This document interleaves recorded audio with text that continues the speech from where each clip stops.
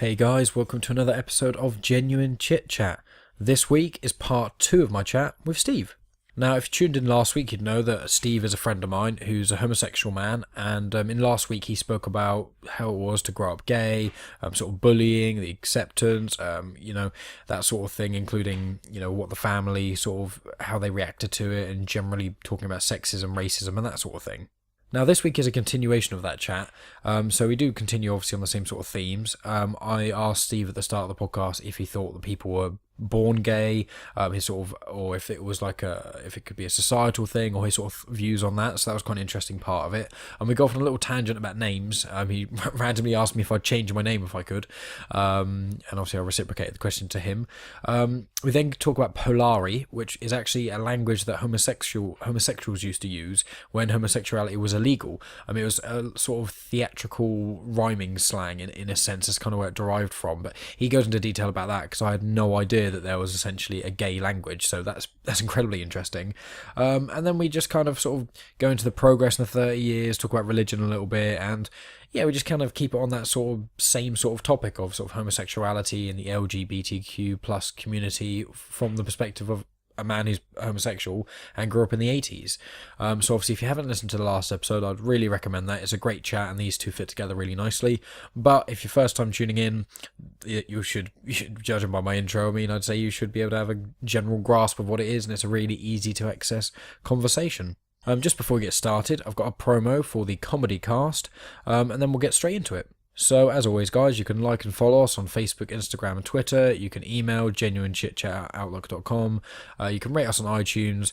All those sorts of things really make a difference to me. So, thank you very much for anyone who's been doing that. I have seen a few reviews on iTunes. Obviously, you don't have to write a whole review. You can just star rate it if you desire. If you don't want to, that's perfectly fine too. Anyway, I'm done with the intro, so I'll be back at the end to say what's coming up. Hello, I'm Spud Murphy, and along with one of Ireland's darkest comedians, Seamus Kelly, I host the Comedy Cast, a weekly podcast where we speak to some of the best up-and-coming stand-up comedians from all over the world. We also have some of the best new bands on too, with some of their music, of course, and we take the piss out of what's been going on around the world of late. We've just recently started a Legends of Comedy Section 2, so there's something there for all you stand-up comedy fans. Get us in all the usual podcast places, or go to thecomedycast.com, where you can also listen and you can catch up with old episodes too, and you can even watch my stand-up comedy documentary, Funny How. So that's it then, I'm Spud Murphy, and make sure and check out the Comedy Cast.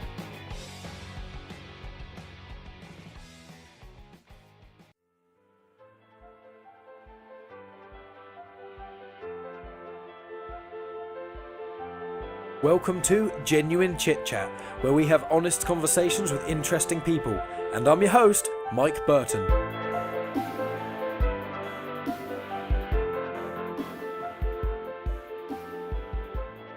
And it's there's that idea of I'd like to get your opinion on this as well. With being gay, would you? This is. I'm going to ask the question, but it's not meant to be in any offensive way or anything. Oh, it's fine. Go on. Do you think people are born gay, or do you think it's it can be something that is societal things? As I know of an individual who is a lesbian, and she was I think I knew from school or something. She told me that she was a lesbian and she was sexually abused from a young age, pretty young, that she remembers it by a male, and she said that repulsed her so much from that. She thinks that's one of the reasons she may be straight. Now, I don't know.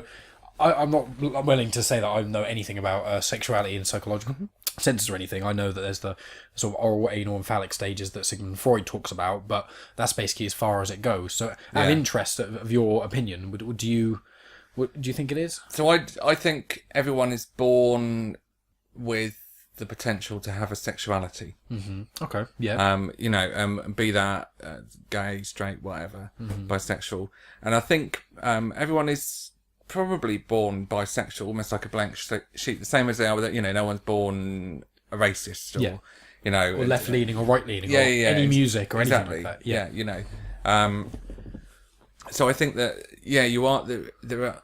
I think you could be born gay. I think with women, and obviously I cannot speak for. I don't mean to say that you're the gay ambassador either. No. But what I mean is I can't speak for women, but. My experience over the years of having been friends with quite a lot of gay, straight women, men, is that it seems to be a bit more acceptable or accepting and easier for a woman to get into a relationship with another woman than it would be for a man to suddenly get into a relationship with another woman. I would be inclined to agree with you in that. Yeah, sense. and I think part of that is because of the connotations of like being manly, and well, you're not very manly if you like the dick, are you? Yeah. And things like that. Whereas with women, it's kind of like, I think it all comes down pretty much to the perception of heterosexual men, unfortunately. Because it's all right, it's acceptable. Yeah. Heterosexual men like the idea of a couple of women going at it, and they can understand why a woman might be attracted to another woman. Yeah. Whereas they can't understand why the hell a man would be attracted to a penis. Yeah. And to another man, and that's okay. I get why you would struggle. I struggle to understand what anyone finds attractive about a vagina. And I think I've made that quite clear over the years as well. That You have before to me. Yeah, it's not for me. But I do think, I think that I was born gay. I think that some people are possibly born more gay than others. Yeah, okay. So maybe there are things that can... So, I won't give you the whole full story, but basically...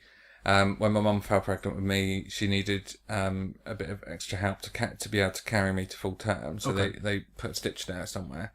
Again, women's bits, so I'm not too and it's my mum's women's bits as well. So I'm really not too clued up on it. But they also injected her with female hormones, and at the time, this is like 1980.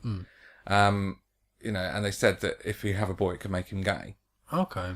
So my mum's always kind of been like, oh, well, it's my fault you're gay. And it's like, there's no fault involved. It's just, I'm perfectly happy. But I think there's a difference between how you act as well. I think my personal opinion, and this gets people so riled up, which is why I say it's my personal opinion, is that you're born with your sexuality. There is a bit of fluidity within it for some people. For me, I wouldn't say that there is really. But for other people there are. Most people are on some sort of sexuality spectrum. That's what they very often talk about. Yeah. And I think the way you express your sexuality or your gender is maybe influenced by society and how you grew up. So I'm aware that I'm not the butchest person in the world. I wouldn't say I'm the campest person, but I'm not the butchest person either. And I think that's down because I've got 3 sisters. I haven't got any brothers. Yeah. My dad wasn't around a huge amount because he was working a lot.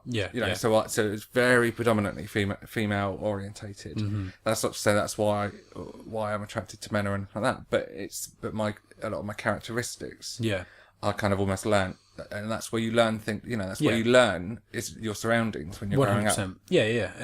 It could be that argument of if like I don't think you're a very flamboyant gay, but let's say for haven't seen me at the weekend. But let's say for argument's sake, you use one of those stereotypical things is quite wristy with the flamboyance. That can be the quite I don't know how to call it even. Wristy? Well, not wristy. What the hell are you on about? When you use like kind of what, limp wrist? You mean that sort of thing? Right. Where it's that sort of thing. Yeah. It's the stereotype of you people. You fractured your wrist. Yeah. I didn't know how to describe it, but that sort of limp idea. wrist is what they call it. Like. Limp wrist. There you go. Yeah. I was so unaware. I didn't even know I had a name for it, but yeah, the whole limp wrist thing, or being quite expressive with your hands, that can be associated with flamboyancy and homosexuality, and potentially with certain individuals. There's certain people who are camp but aren't gay. That is often a thing, and obviously from that point it could be what you said. It is about environment. Me, I can be an argumentative dickhead a lot of the time. Now part of that is part of that can be because potentially genetically I've got it from my dad or my mum, but also that as well as my dad and mum argued a fair amount, and also neither like to admit they were wrong very often, especially not my dad, I don't think ever. If anyone's unaware, there's a podcast I did with my brother Rob about my dad, I released a couple of weeks ago, but we go into detail about that, but he would never admit he's wrong, ever. Yeah. And I picked that up from him, and it took me years, and it's still taking me years to not be such a massive dickhead about it. So it is one of those things that I do wonder. Slowly. Maybe by the time I'm 80 I'll be alright. Maybe I'll be a half decent human being. Right, so I'll go through the sort of the first parts that I wanted to discuss with you. I've got a few other sort of things I wanted to ask you about. So I've just thought of something that might be quite interesting, actually. Go on then, I'd love to hear it. Yeah. So, and I think I've spoken to you about this before, but so back in the days when it was illegal, there was a secret gay language. Really? Yeah, called Polari. I don't think you've told me that. Oh, have I not? Really? Yeah. There was a whole secret wow. gay, the whole, so that you could have a conversation. So if you were sat next to someone on the park bench and you thought, oh, all right, there's a gay man. You could kind of say, I don't know, I can't think of an example, but it's some of it is kind of based on a little bit kind of slang, backwards slang, things like that. Yeah. Some of it's quite a lot. It's where kind of the term cottage and cottaging comes from. Okay. Is from that, because you're going to Varda, which is look, Bona the Eek on the Bonnie something or other, I can't think. And it's basically look at the really pretty face. Yeah. On the thing, but there was a whole radio show done on it back in the 1960s, 70s, 80s, I don't know. Wow. But with Kenneth Williams in it. Okay. Where he talked a huge amount of Polari. Yeah. If you're writing that down, it's spelled Polari.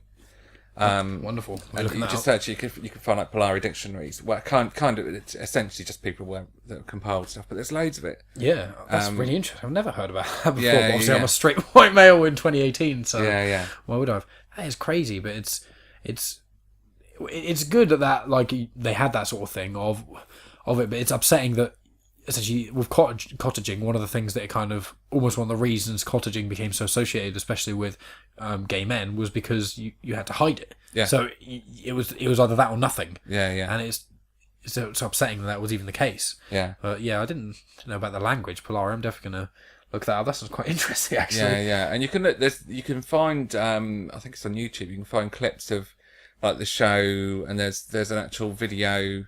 There's a film of an example of like people having a conversation in Polari. Oh wow! Because I've shown it like over the years when I've done educational stuff and I worked for Breakout. Yeah. I we did some of the work around Polari as well, and it's really interesting. I think for me it's really important that you're kind of aware of your own back culture. Yeah. Definitely. and that's all of my personal kind of back culture as it were. Yeah, exactly. It's to a degree part of your identity of almost what you've gone through in that sense as well. Yeah. It definitely obviously links with that. And actually, and some of the people that I want to say grew up with, because I feel like you kind of develop when you go out on the gay scene as well. So a lot of the people that I kind of grew up around on the gay scene would still be using it. They were kind of older men, and there's sort of thing, or boner gal. Yeah. And things like that, and it's just little words here and there, and that's because they actually had to use it. Yeah, that makes sense. Yeah, that's really interesting. Yeah, I wonder how much slang from like standard English slang now. I wonder how much of that has come from because I imagine there's probably quite a few things. I mean, obviously cottaging being one of them, which was, even though that is generally a term associated with homosexuality, it's still one of those things of like. The fact that it's a language has kind of blown my mind. Almost when she told me before the podcast. That's so cool that they actually it makes it sound so although that the community managed to do that and figure that out and things and how it spread. Was that primarily an English thing, or do you know if it was? I think it was an English thing. Okay. I don't think it was really outside of the UK. Yeah, without the internet, I don't know how it spread. What the other countries did, they might have had their own thing, but that's specifically English history. I know that's really interesting. I'll have to look that up. Yeah, I'll definitely probably link to something of that because that sounds really interesting. Yeah. Well, that links quite nicely with what sort of the work you've been doing recently. So obviously we discussed earlier about you going to Breakout and things, and then I'm not sure if we touched upon. Basically, you went back to Breakout and you started. Helping youths when you were old enough to, essentially. Yeah. So did you want to talk about that in sort of what... obviously, I imagine the reason that you did that was because it helped you so much, you kind of wanted to do that. And then you found that from there, where have you kind of gone with your life? Because I think since I've known you, you've always been a sort of therapist or counsellor, that sort of thing. So kind of the help that I got from Breakout, from the youth workers and everything, inspired me to go into youth work. And actually, it's what that's what then led to me getting back in touch with Kay. Again, because we'd lost touch over the years, because my first ever youth work job was whilst I was at Breakout, but it wasn't a Breakout. It was at the City Reach project, which works in like St Mary's and Holyrood estates, which are really poor estates. And that's where kind of Kay and I were kind of like, I know you from somewhere. Where do I know you from? Yeah. So I kind of did that, and that was in leading up to me leaving Breakout, because you have to at 25, and to get me enough experience to then go on and work at Breakout, which is what I did. Yeah. Which was really good, and it was really I found it really not satisfying. I can't think what the word is, but it really kind of fed me. It's kind of like a counselling term, but it kind of fed the inner me of stuff that I needed, really, in the sense of, I was working with 13, 14-year-olds who, some of who had been completely disowned by their families, some of who had been abused, and that's not relating to being gay. It was just kind of that was just by coincidence. So I heard some really sad and really tough stories. There was someone whose mum, probably shouldn't say too much, but basically someone whose mum would go around cleaning with bleach after they touched any of the surfaces after they came out, because there was a misunderstanding that actually if you were gay, that automatically meant that you had AIDS. Right, I see. Okay. Lack of education. Yeah. And that was, where we came in, we kind of offered a bit of education for her, and I think he's gone on and he's okay now. But we go into schools and colleges and deliver kind of LGBT awareness stuff. Yeah, because when I was in secondary school, I think people from Breakout, came into the class, and it was quite good because I was at quite a rough school as well, and it was the time where it was people saying gay as the homophobic, as the slur, just calling everything gay, and then they were basically, I think they were probably the first people I heard, because I think they came in around in 8 or 9-ish when they spoke to my class, and they said, it's you calling this thing gay or that thing gay. I mean, to you, it just seems like a random word, but if someone is gay, it makes it seem like that's a negative thing, and then you calling everything that's negative gay puts a negative association with it. Yeah. And I'd never really thought about that, because I was just saying a word that it didn't, in my mind, saying, oh, that's gay, compared to someone being gay, were two completely different things. But even though they were different to me, and I know that I wasn't, say, homophobic, it's like, if everyone's doing it, it becomes this sort of mass thing of like, it does become this negative connotation, and there are certain people who would be upset from people calling everything negative gay, which is obviously understandable. It's like, if you use an example of like, I imagine most people, if you started your friend group or people around you started calling everything negative by your name, just like, if they're, oh, don't be such a fucking mic about it, that sort of stuff. My mates have actually said that sort of thing to me before, and that kind of that does make you feel a little bit upset. So something as, that's a really good example, actually. So it's just like, you wouldn't want someone associating your name with everything negative. So why would it be something which, just like your name, your sexuality, isn't your choice? It's one of those things. It's a weird thing with names, actually, that you don't get to choose them, and it's the main thing everyone identifies you by. But then you kind of can choose them, because you can change it by default if you want. I suppose you are you kind of can. stuck with a name for the first part of your life, at least. Definitely for at least a long while. Yeah. But, what would you change your name to? I don't really know. If you had to change it. If I absolutely had to, the thing is, I've had this this kind of idea before, because, well, not this idea specifically, but obviously the thought, I overthink everything, obviously, and thinking about having kids has made me think about what names I do and do not like. I think I'd be all right with Noah. I'd probably quite like to have a son called Noah, because my dad's dad was called Noah. I never met Grampy. He died when Mum was pregnant with me. But also there's the religious connotation, even though I'm not religious, and I quite like that little tongue-in-cheek thing. So probably Noah from that stance, but really, the problem is that I remember names really well, which makes it awful, because I know a lot of assholes, especially going to such a chavvy school. So I just remember everyone who's ever been a dick to me, which is most people, because I was quite unbearable. So what happens is, I just don't be so hard on yourself. In small doses. But like, with male names, it's so bad, because almost any male name I can think of, I can associate either with a character in a movie I've seen, because I'm such a movie buff, or I associate it with someone I know who's a pain in the ass. Whereas with women's names, there's loads of women's names I absolutely love, because I, obviously, generally growing up, I was friends with more men than women. So I didn't know as many sort of women names, and didn't know as many women who were awful. So I guess Noah on that basis, but excluding that, I really don't know. I mean, I think it was any name, if I had to choose it, I wouldn't be happy with, but any name I'd be given, I'm fine with. Like, if I could choose to not be called Mike, I would choose to be called something else. Yeah. Because there are so many people called Mike and Michael, it's ridiculous. And especially the last name Burton. Like, I'm in a Facebook group called Mike Burton Forever, okay? I got invited into it. There's 26 of us, okay? And actually, I think it's 28 now. Of just whoever started it, basically just found people on Facebook called Mike Burton. Yeah. Now, I'm actually called Michael Burton, obviously. I just changed my Facebook name to Mike Burton because I like people call me Mike. But the amount of Michaels out there, like at my work where I work in insurance, there's another Michael working in my office. There's only 30 of us. And every insurance company I call, because I work at a broker's, every insurance company I call, there's someone there called Mike. And so for that basis, I'm just like, I almost don't want to be called it because it's so common that it's, I think all my friends' names. Steve, obviously, my dad, my uncle. Yeah. I know hundreds of Steves, just like Rob and Chris. A lot of people around me, and I would almost like to create a new name, but then that holds a whole other slew of things. You have someone who has a name that's slightly off the standard, and people just lose their minds and can't spell it, which becomes a thing. So I don't know. What about yourself? Have you? I'd want something really exotic. I think if I had to change it, I'm not entirely sure what though. A Diego or something. No. That just sounds like a sauce.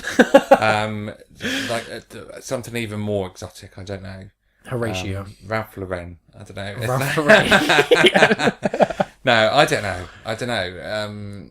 I kind of, as I asked the question, I was like, oh God, he's going to ask me in a minute, and I don't know. I asked you back because I thought you'd have the answer. Because I thought you'd have asked, you'd have thought, I know what I would do, so I'm going to ask Mike before I give my answer. But name is such a weird thing, though, isn't it? Because it is just a random noise that us humans have decided to make to identify each other, and a squiggle, like a random scribble on a bit of paper. Those two things is your identity, and it's like, I am Mike Burton, but there's hundreds of other Mike Burtons. But you are Mike Burton. It's like, unless I change my name, that's what. There's at least three Steve Maidments in Southampton. Really? Yeah, because one was done for doing something. I read it in the paper. One was a police officer. And one MOT'd my car.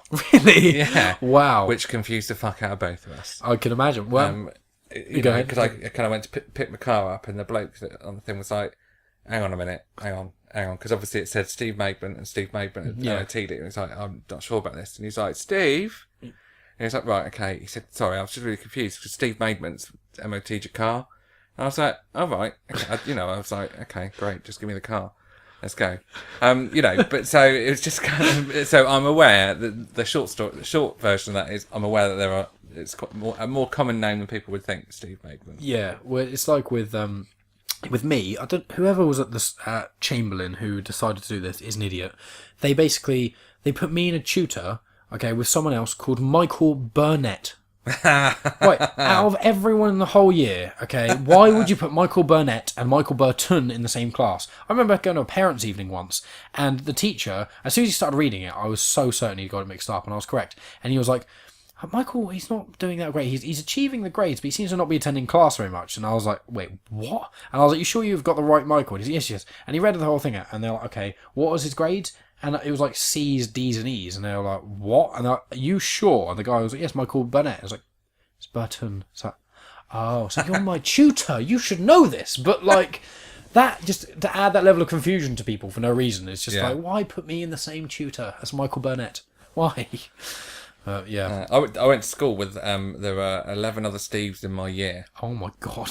That was confusing. So we went through phases where we were named by our surnames. I was named by my middle name, which is Frank. Okay. And for some time, we were all known by our mum's name. So I was known as Pam. Which is quite random. That's amazing. Right, Pam, all right, Lorraine, how you doing? Oh, wow. It's like, I mean, everyone was named by their mum's name at one point.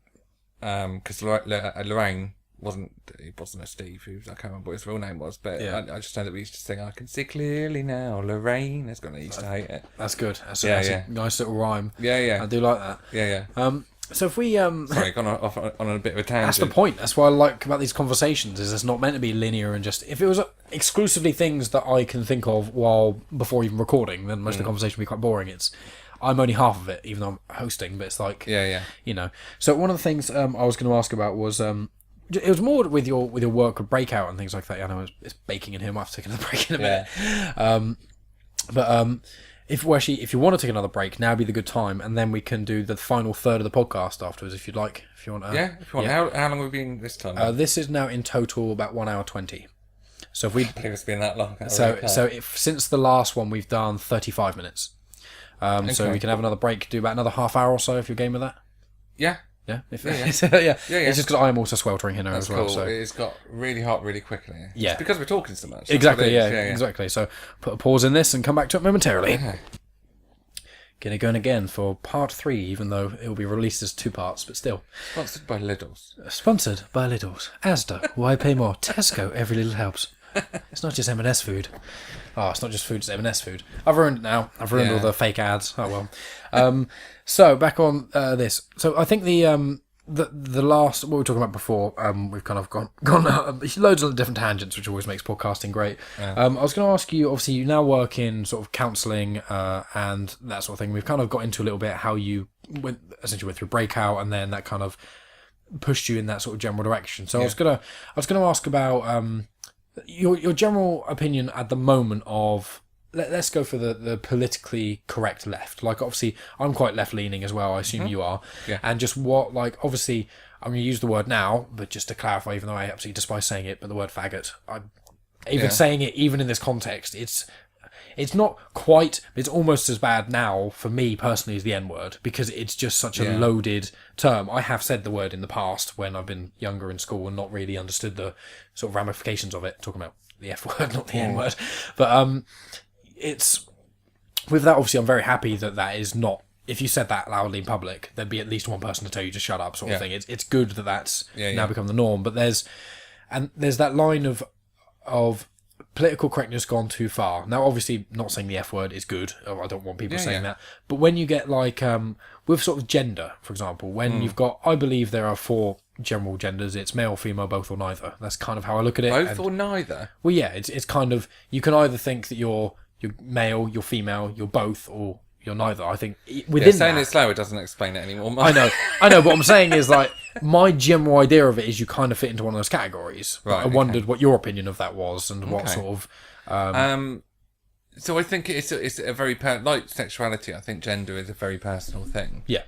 And I think it's something that a lot of people struggle to get their heads around. And obviously, as someone who identifies as a cis white male, so cis is the opposite of trans. Yeah. You know, I'm kind of cautious about talking about it because I'm aware that I'm not talking from an experience base. I can only talk about from the experience that I've had of the people that I've met, because obviously within the community there's a lot of people who identify as something other than cis gendered. So, and my experience has been it's a very personal thing, and the reason why people get so emotive or so angry about it very often is because it is it's got such a personal connotation to it. And that may come partly from the perceived gender roles of the past, where like males go out to do the manly things, and women in the kitchen things, all that sort of stuff. So but then you kind of you verge into the realms of gender expression, which is obviously different to gender identity. So I went to a conference a few years ago when I worked for Breakout, and there was a specific session within that I went to because I was really interested in it, which was on gender and transgenderism and all that sort of stuff. And what they said at the time, and it was Stonewall, which is like the big LGBT charity. And they kind of said, actually there are so many terms under the trans umbrella, because it's such a personal thing, and what feels like it fits for loads of people might not feel like it fits for that one particular person. So it might be that at some point in time other people have said, well, actually this is what I identify as, and that fits better, and then a few other people are like, that fits me better as well, actually. So then you've got another term. It can be so easy to offend someone if you get the way that they want to be referred to wrong. Which is and I appreciate that with people who are outside the community, it can be a real struggle to get your head around it and to understand it. And I think the main thing is really is that you just go with whatever people say they want to be identified as. Yeah, I feel like that. Yeah, I just go with someone. If say you identify as a woman, you know, obviously by the way you look right now, obviously you look like a male. So if I referred to you as a he, and then you went, oh, I'm actually a she, I go, oh, sorry, and I would then refer to you. That'd be easy for me to do. But obviously some people do get offended just by even that first step of being misaligned. Yeah. Exactly, you know, and then you've got the kind of the non-binary as well, which is when they might prefer to be referred to as they and them. Yeah, and Z and they and stuff. Z, yeah, and all those.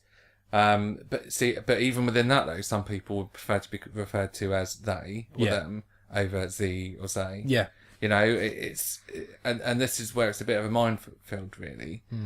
And even with forms, you know, it's I've produced forms that have needed filling in over the years, and it's just got to the point where rather than putting, it used to just be male, female, other. Well, no, it used to be male, female, and then it was male, female, other. I just leave a box, put gender. Yeah. And just put a box there, you know. So if people want to complete it, they complete it. If they don't, they don't. If it's not something that they feel that they can complete, then they don't need to. But generally speaking, it's an absolute minefield because there's so many different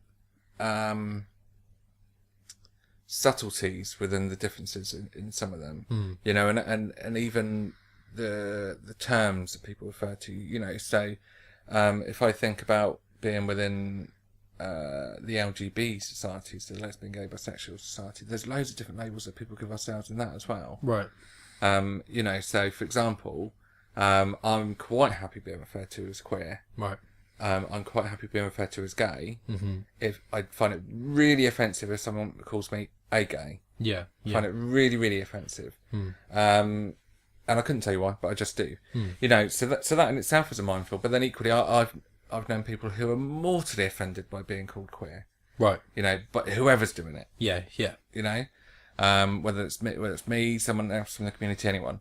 So it's a real personal thing, and the only way that you can really find out if you feel the need to. I mean, again, it's quite a personal thing. So what difference it makes? You know, you don't you don't meet someone down the street and go, "Hello, you're female. Nice to meet you." Exactly. You know, so it's kind of like if you really feel that there's a need for you to know, then you can have a conversation about it. But equally, why do you need to know? One of my things with it, one of the reasons I'm kind of I'm more trying to look at it in the, obviously if I'm, as I've said, if I meet anyone who is Z, they, them, whatever they want to call themselves, I'll refer to whoever as whatever they want. I've got a couple of friends, and one in particular who, she doesn't like her name that she was given. She asks to be called a different name. She's not transgender or anything. She just prefers being called a different name. I don't care. It doesn't bother me. I call you whatever the hell you want, as long as it's not.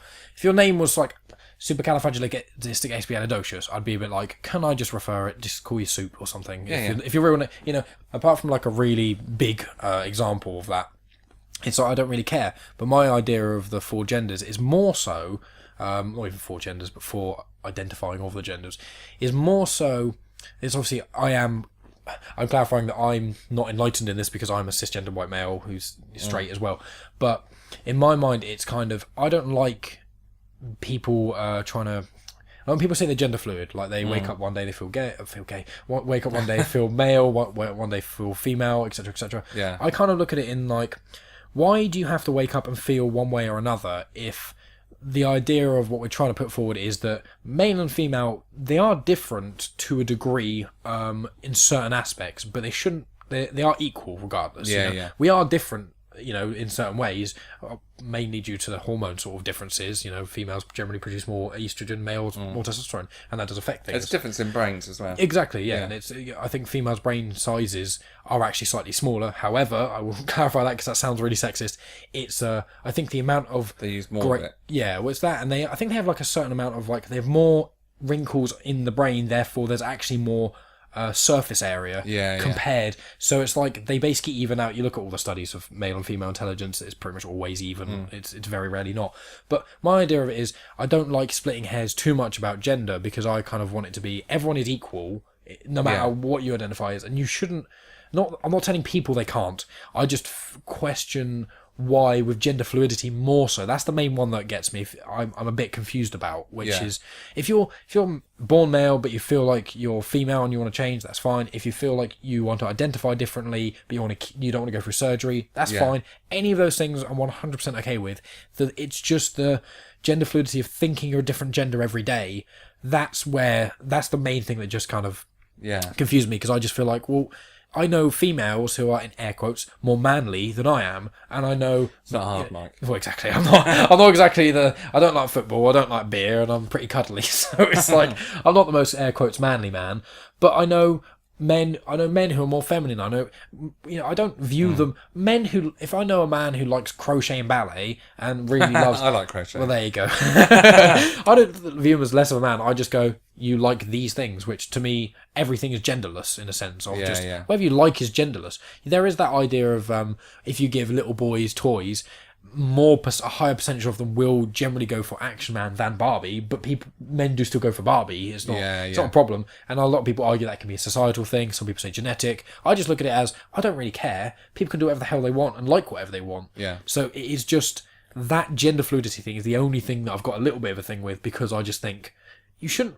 I say you shouldn't, but I'm trying to say it in a non-judgmental way, because I'm not actually judgy about it, but it's such a minefield, as you say. I don't want to offend anyone, but I just kind of feel like you shouldn't have to say I'm male or female on a certain day, because it doesn't matter what you do. So I was just interested of if you have anything to say on the gender fluidity thing. Yeah, and I think what you have to bear in mind is that you're looking at things from a bit of an idealistic Well, that's way. the problem, yeah. And society as a whole needs people. There's a need for people, and it is part of people's identity that they need people to identify as something. Yeah. Be it male, be it female, be it non-binary, whatever. Yeah. I mean, and it's not a new thing. I mean, you go back. People were known as tomboys. Yeah. Which is probably something. That was when I was a kid. There were girls who liked football as a tomboy. Yeah, and my elder sister was a tomboy because she used to go out, go climbing up trees and all sorts of things like that. More so than what I did, surprisingly. But I think the gender fluid thing. I think and again, this is my personal view. This is not. I'm not speaking for any particular group of people or anything like that. But my view is that within the gender fluidity side of things, there's an element of gender expression. Mixed in with that as well, and obviously gender expression is about how you might express yourself. So if you think back to like Boy George, my dad fancied him until someone told him it was a bloke. Really? Yeah. Wow. Yeah. So it's something that's been around for ages. It's just got a different label now, I think. But that's my view on it anyway. There's kind of, and you're right. Why the hell should anyone have to put themselves in a particular box? But unfortunately, society requires us to. If you think about forms and things like that, even with forms, you have to put yourself in a box. Yeah, that is a good point. I mean, I think there is that key thing, which is when people get offended by it, is I think it's where the line is. I mean, I think because of the internet primarily and the new age of sort of liberalism, I know political correctness kind of comes in waves as it does.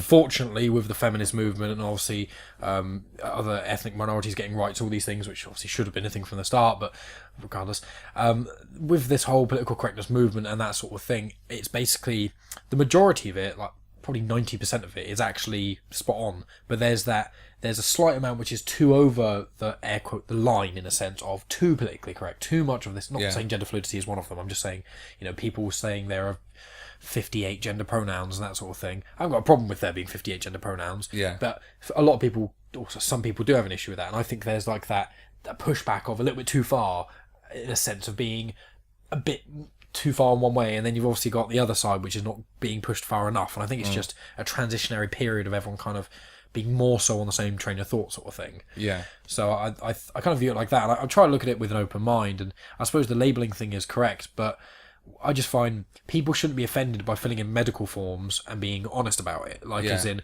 you can identify as a female, and that's fine. But if you have a penis and you're born with it, your biology is slightly different to that of a female's. Obviously, one thing is you don't have a uterus. It's... Wow. But then we're entering, biologically, that it isn't as black and white as that, because there are people that are hermaphrodite. Well, that's why I said about one or the other. Who are born with both, and actually apparently there's quite a high percentage of people that are. Okay. But just at birth, the parent. The doctor looks at the child and makes the decision. Right. Okay. So actually they could have a penis and have ovaries. Yeah. For example. Yeah. Obviously that does complicate things, and that's where the line is so blurred. And one of the things I try and get across with this podcast, even though I have to pretense everything I say, is it's everything, relatively everything in life is basically a grey area. Yeah. And the irony in this conversation of me saying about gender fluidity is I kind of try and do live life without labelling things as much as possible, of just unless it's necessary. And I feel like medically it is necessary, but obviously if you do have both, there needs to be a thing on the form where you can either fill in saying you were both or neither or something like that. Yeah. But it's more just, I think the only time gender is actually important is medically. I think only on the basis that obviously I think women's metabolisms in general are slower than men's. That's why women's diets generally have less calories, less fat. This sort of thing is like... But then even that's not a given. Exactly, that's the problem. There's so many variables around health and everything. I mean, really gender, in my mind, and there's campaigns to get it removed from passports and things like that, because it's irrelevant. Yeah. Really, again, it's just another box. It's just another label for people to give themselves, and this is part of the reason why there's so many different gender labels, if you will, that have come out, because I think it's people that are scrabbling around trying to find something that fits better. There's so many different terms for gay and lesbian people as well. And probably within a similar thing. And equally, if you think about race, the amount of times, I mean, I don't know whether you can remember, but it used to be that you would refer the politically correct term was considered to be coloured people. I do remember that when I was watching it, and now that's not the correct term. Yeah. Now you would refer to someone as black. Yeah. Which is fine. And it's, so things change over time. And, and it may be because different groups take control of what they're referred to and take control of their identity. Yeah. Equally, the kind of, it's part of the LGBT plus is Q, and one of them is queer, you know, because there's kind of ownership, and again, that encompasses all sorts of things, including gender as well as sexuality. Yeah. So there's lots of different labels around that could be. Well, I think races are one of those ones where you shouldn't label people by race. I mean, I imagine I don't know, there is potentially a reason for it, but I don't really. I imagine it's identifying, as in if you fill in the form and you're at the doctors, they almost, if you say, I'm a 34-year-old black man, then they can essentially look in the waiting room and they say your name and they'd in theory be able to identify as you. But I imagine there's more to it than that. But I can't, with race, I mean, me and Josh were talking about this, I can't remember if it was on the podcast or not, but the other day, and we were discussing how race isn't really a thing. Like, because now we can travel so much, especially as well, people aren't centralised in one spot. I mean, so if your parents are African, but you're born in Iceland, but you live in Sweden your entire life, what are you? I don't know, but what is it? But then equally, heritage is kind of biological heritage is important in the sense of, because they need to, medical professionals need to know whether you're likely to be more susceptible to certain things, like sickle cell anemia. I think that's mainly for people who are black, isn't it? It's to do with skin pigmentation. That sort of thing. Yeah. So that's linked with the melanin in the skin, and I understand. I think it's specifically Caribbean. I think. Okay. I think. But that's an example of why it's important to kind of know the heritage. But with gender, yes, it could be a woman, but she may have had a hysterectomy. She may have had a mammastectomy. I'm not sure. Breast removed. I can't remember what the term is. There's so many variables of things that people could have done now because of medical science that brilliantly come forward and everything. That actually you can't just look at a person and go, okay, so he's a male, so he's going to have 2 testicles, he's going to have a penis, 2 kidney. Do you know what I mean? You just need to look at them and go, okay, so here we have a person. Okay, so he's had one of his testicles removed and he's only got 1 kidney. Yeah. I see what you mean. I mean, there is the one sort of side thing I say with that, which is I think it does make a difference in what is a controversial talking point is MMA. Like, I don't watch MMA, ultimate fighting, UFC, that sort of thing. Oh yeah. And MMA. I think it's an MMA. I see. Wondering who the hell MMA was. The MMA, and fighting and sport and that sort of thing there's the idea that people say, unless they are knowing and willing. For example, I think there's a female in the UFC at the moment who was a male. She's every woman she fights, she beats the shit out of. Yeah. Because I have to keep promising things, but generally speaking, when men are bigger than women, and generally they're stronger. Not all are, obviously, but testosterone is one of the helps the key building blocks of muscle growth. That's one of the things of it. So generally speaking, men are bigger. But when you have these sorts of sport, is it like, well, because you identify as a woman, you should be allowed to do this or that? I mean, I think it was, this may not be specifically true, but it's something along these lines, so research this, anyone listening. But I think it was Usain Bolt's fastest man in the world. I'm pretty certain that all the top record holders for the fastest are male in the sort of 100 metre dash or whatever it is. And the female's sort of top is sort of a notch lower than that in the sense of the top speeds. And I think with a lot of sports, the world record for, I think, the strongest man, the most they can lift is substantially more than the strongest woman can lift, for example. So in that regard, once again, I don't know the answer to this question specifically because it's so complicated and I'm not expecting you to come up with the answer. But like, in that sense, obviously, I believe gender has to be considered. And obviously, I believe it's probably just a case of looking through all the medical history to kind of make a decision. But like, is it more morally, is it less moral to let a woman who used to be a man fight loads of women and beat them all due to biology? Or is it worse to not let her participate because of this? Or is it, obviously you just have to preface it, every woman who fights them has to know that they were this and if they're willing to do this. And it's like all these really complicated issues. And I don't know how I feel about any of it, so I just want to get your but then, 2 cents. But then you can have women who have naturally got higher testosterone, and who are naturally bigger. Yeah. In that sense. And, I know someone who is 6 foot something because of a gene issue. Yeah. So there's loads of variables on it. And I think it's, yes, you can generalise in the sense of the majority of men and the majority of women, if you base that on kind of historical stuff. But if you look at men now, I mean, you look at the average, if you were to do a quick, if you were to look out on the street and kind of look at the people that are out there and look at the men, for example, you'd probably see men with stick thin legs. Callum, one of my friends, Callum, he's got tiny legs. But equally you'd probably see some that, I've got pretty big calves, really. Calves, I don't even know. That is calf, yeah. Yeah, it's the calves. As in part of my body, not a small cow. So there's so many variables now. And I spent a lot of time when I was younger really wanting to be one of these little kind of skinny people, really stick thin. And I kind of made myself ill because it took me ages to realise that actually I'm built differently. Yeah. I'm never going to be that small. Yeah. I'm much broader shouldered, but I really wanted to be a little skinny, kind of wear this, wear that, and I can wear understand. a little crop top. I just look ridiculous. And I know because I've tried.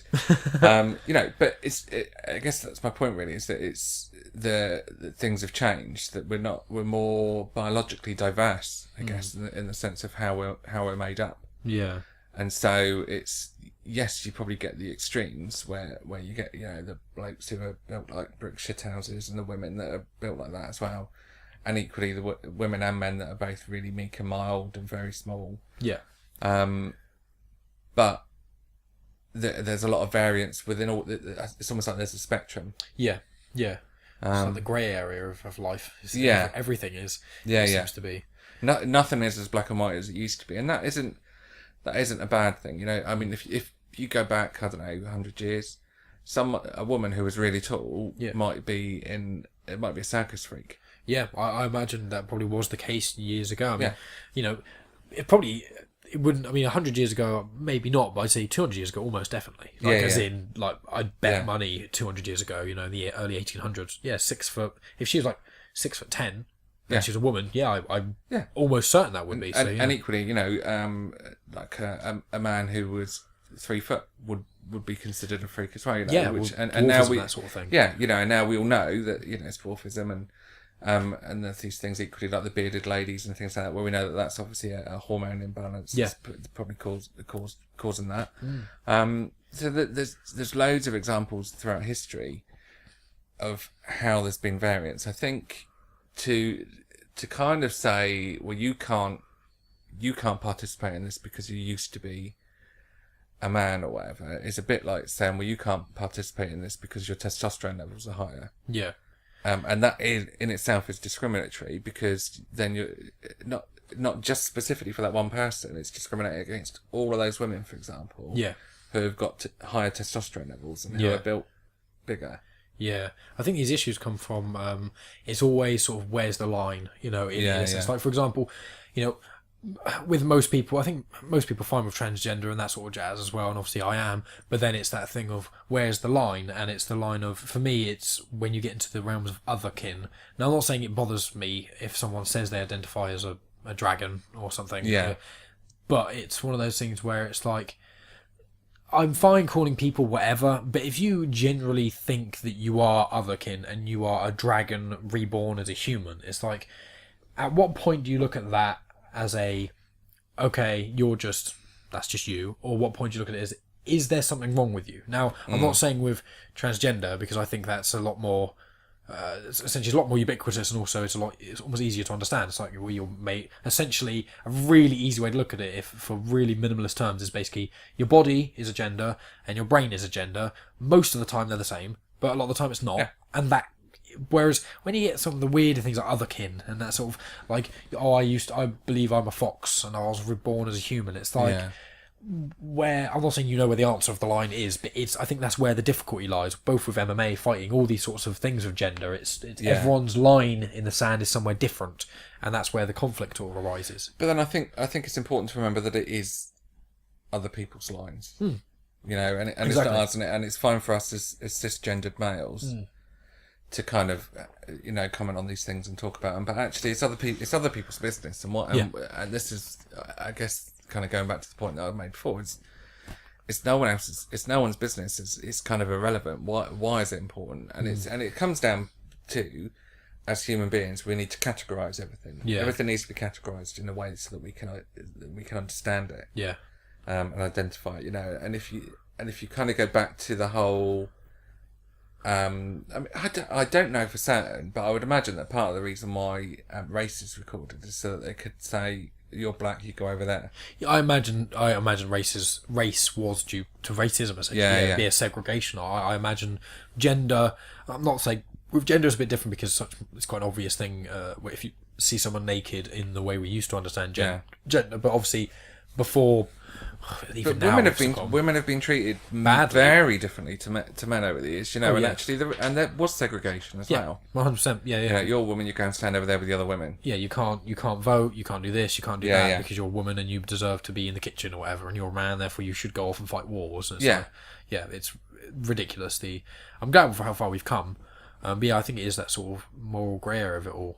But it's like I said, with the whole people being otherkin, I do kind of question it if someone believes they were sort of born as a dragon or fox or whatever. But at the end of the day, I don't really, brutally honest, I don't really care. Not in a horrible way. I'm just, if I meet you and you can tell me your name is anything and I will call you that. I don't care. If you want to wear whatever you want, you can talk however you want. You can do whatever you want in your life. If you want to be a dragon, you go ahead and do that. As long as you don't start burning people's houses down, then I don't care. If you want, it's that sort of. I'm not saying most other kin I don't think are violent or anything like that, but it's that sort of thing. As long as just don't do anything that harms other people. Exactly. It doesn't matter. It's the exact same as where we kind of started with, which is it's like in the bedroom. It doesn't in your bedroom when you're with the other individual or other people. It's like whatever you do in your own personal space, in your own personal time, whether it's regardless of what gender you are or anything, if you have sex with a man, you have sex with a woman, you have sex with 2 men, 3 women, whatever, who cares? Why does it matter? It's that idea, I think, over time people becoming more liberal and stuff, and we're getting near the 2-hour mark now. I know you've got to go in a moment, so I just want to get one last little thing from you, which is just the almost final thought of obviously now you're working in counselling and things like that, and you say that you've got the 2 jobs, and what have you found that the way society is treating homosexuality, along with the huge LGBTQ plus movement and that sort of jazz, do you find there's been it's a lot better now, do you find? And is it... But I know a lot of the same problems probably do still arise from people being awful to each other, mainly parents being horrible to kids. Yeah. But do you think it's gotten better, or is it kind of just better in some ways, but there's more issues now because transgender is now such the forefront. More people are accepting that they are transgender, and therefore more people are hating that. So is your final sort of thought of where it's come in the last 30 years since you were younger? I mean, I would say that things are much better than they were. They're still not perfect, and there's quite a long way to go. But I think, kind of human beings are always going to find things to give other human beings a hard time about. Yeah. Always, you know, no matter what that subject is, you know, if hopefully we get to a point where gender and sexuality is completely irrelevant, and I'm sure something else will come up. Probably, you know, and it's just the way it is, and it's unfortunate, but that's the way it is. I would say that things are still progressing, you know, and as part of the survey that was done that I mentioned earlier on, there's talk around banning conversion therapy, which I was really shocked about actually, because I didn't even realise it was legal anywhere in the UK. Wait, is that the thing where they try and make get gay children straight? Was take them to camps, that sort of thing? Yeah, or you could go and see a counsellor who will try and persuade you that you're not. Really? Yeah, that's still a thing. Yeah. What? So in Northern Ireland, you know, I just had a quick look through the BBC News when we were on the break, just to kind of see if I could find you an example, and I could see stuff coming up on there that people are protesting against it against making conversion therapy illegal in Northern Ireland. Oh yeah, well there was that abortion thing that went on as well. Wasn't Yeah, there? you know, and obviously they're very they're quite conservative, or generally speaking, they're quite conservative within Northern Ireland. You know, but it's still around, you know, and just because it's not legal, for example, doesn't mean it's not going on either. Yeah. You know? So I'm fairly confident in saying that it's illegal in England. Right. Fairly confident in saying, I don't know for certain, but I would imagine it's still good. There's still places where it goes on. Certainly in religious institutions, I would think. Yeah. And that's, you know, I have a lot of respect for religious institutions. I think they've got their place, and I think I personally identify as. I don't have a religion. I'm atheist, if you want to call me anything. But my mum kind of goes to church, and she finds it a great support, and I think that that's really important. I don't think that should be taken away from anyone. So I would never bash any sort of religions, but it is unfortunate, like we said earlier, that actually a lot of religions are where a lot of these views start. Yeah, it's the doctrine. That's what I've always said with religion. I mean, I've had a couple of mates of mine on the podcast who are religious, and we've had very constructive, because I used to be very anti-religious, but now I'm more agnostic now than I used to be honest. But my ideas of it is just always, with religion and stuff like that, I really like the community people get from it, and I just think that if they can utilise the community and the connection with each other and a degree of universal consciousness, then I'm happy with that. It's just when you abide by a doctrine in any sense, whether you're on the right and you feel like you have to agree with everything conservatives say, or if you're on the left and you feel like you have to agree with everything that you know, I feel like if you ever are in these, in air quotes, teams, which I don't like, or in this side or anything like that, any of them that have like guidelines, you know, like doctrine, that's when it can become, that makes me uneasy. I don't like, I've got nothing against Christianity, but I do have a problem with is in the Bible it says, lay with a man, you're going to be stoned, you should be stoned. Because that benign one line in like the whole Bible that ever mentions homosexuality, which is actually, a lot of people think that it's actually just saying women are lesser than men and therefore you should never sleep with a man the way you would with a woman, because women are so much less valuable than men, then you should never treat a man like that, which is obviously wrong anyway. But it's so down to interpretation. I just don't like these books being this, having these air quotes rules in them, and then people being horrible to each other because of something a man wrote. But they're books of their time, you know, and they're kind of sort of telling people not to do certain things that were done. And I don't know a huge amount about the Bible, but I can only spout off what I've heard other people kind of argue it. But there's all sorts of things like you shouldn't eat this on a certain day. Yes, shellfish. You shouldn't eat shellfish. You shouldn't wear clothes of different, you know, cottons. that people don't abide by and everything. And it's like, okay, so you can't pick and choose. Either it's all or nothing, really. In a sense, yeah. If you genuinely think that it's word of God and you want to abide by every word of God, then you have to do all of those things. Exactly. Yeah. Yeah. You know, and and that's it. It's when people kind of cherry pick the bits that they like, that they find useful in kind of beating people with. Well, exactly. They use excuses to fuel bigotry. Yeah, that's the problem, and I think it's a problem with most things in life. I think. Yeah. And actually, religions do seem to be coming around as well. I know that when I used to go to church with Mum when I was younger. Yeah. And I know that there was a gay couple there that were very much accepted. Oh, that's nice. Yeah.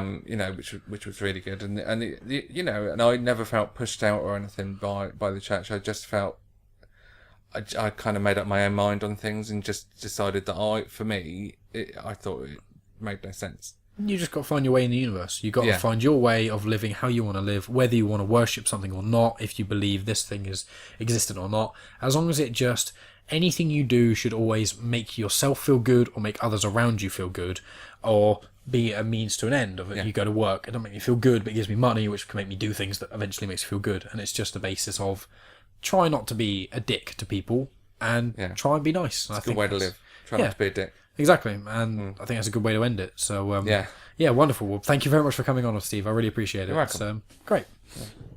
Sponsored by Audi.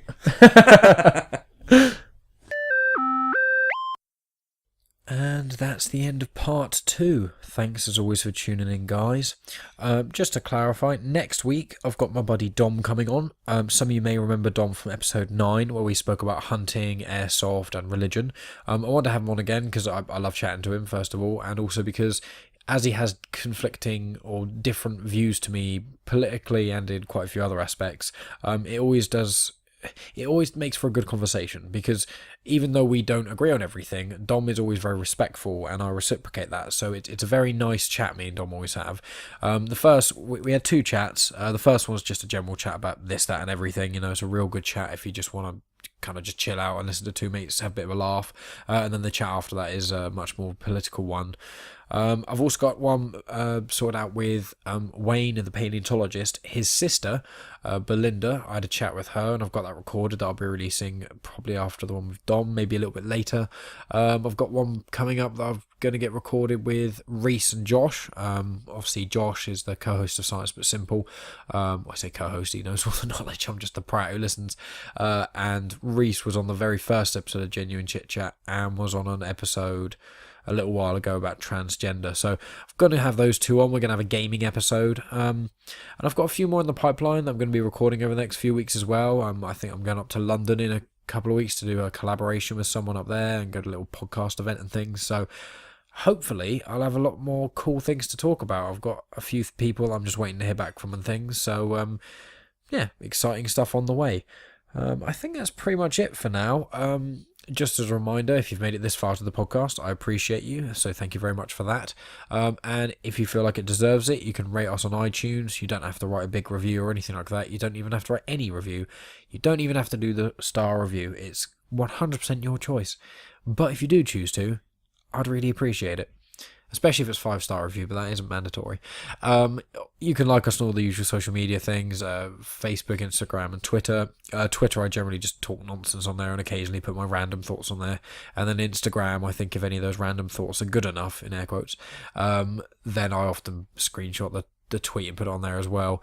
With Instagram also, whenever I release a new episode, if I ever take photos with the episode, like I did one with Ryan Payne a few weeks ago, we speak about tattoos quite a lot, so there's pictures up of mine and his tattoos on there.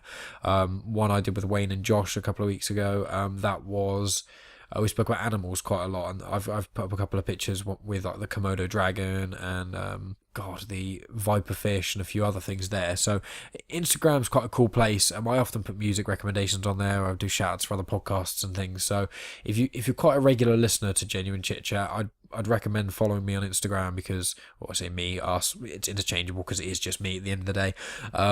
But, there's extra content. It's more just there's pictures to go along with it and a few additional things of what I'm kind of up to if you're even vaguely interested. Some of the bands that I see, some of the things that I do, some of the places, I don't know. I'm rambling.